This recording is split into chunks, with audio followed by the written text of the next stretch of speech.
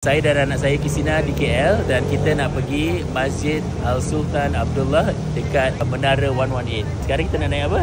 Monorail. Jom! Kita naik monorail daripada Bukit Bintang. Kalau nak pergi masjid, kita mesti drop di Maharajalela. Ada 3 stesen ke Maharajalela dari Bukit Bintang dan jika anda naik dari KL Central, hanya 2 stesen ke masjid ini. Dan bila tiba di stesen, ada papan tanda ke masjid.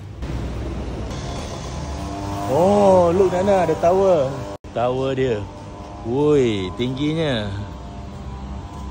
Dia punya tower kat sini. Nana, masjid dia kat mana? Sana. So, saya rasa saya datang dari belakang. Nana boleh tolong ayah ambil gambar kat ruang wanita punya solat?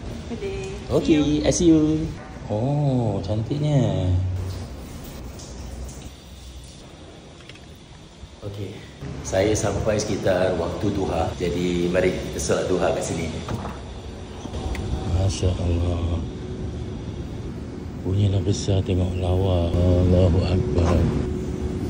Ada 2 ruang lagi di atas penada.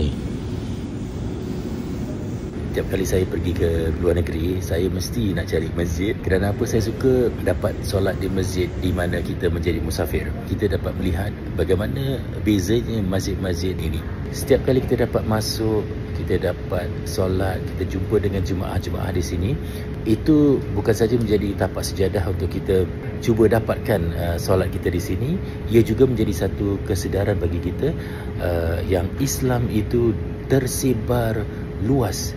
Itu yang saya suka melihat sampai ke hari ini. So we're going to the ladies. I'm excited. First floor. Wow. A good place. Wow. They also provide telekong and sajadah and seats and rehal, ada Quran. There's a long mirror. I'm gonna go salat. Bye. Perkarangan Masjid Al-Sultan Abdullah ini sangat indah dan kita dapat melihat dengan jelas kawasan dan menara 118. Masjid ini menggabungkan seni bina moden dengan elemen tradisi Islam. Bagi saya, reka bentuknya mewujudkan ruang ibadah yang tenang dan menenangkan, sayu dan indah, serta menjadikan masjid ini mercu tanda penting di bandar ini. Entrance to car park dia kat sini. Kalau you drive masuk, besar car park dia. Kalau berada di KL, singgah di Masjid Al-Sultan Abdullah. InsyaAllah kita jumpa lagi. Assalamualaikum semuanya. Bye.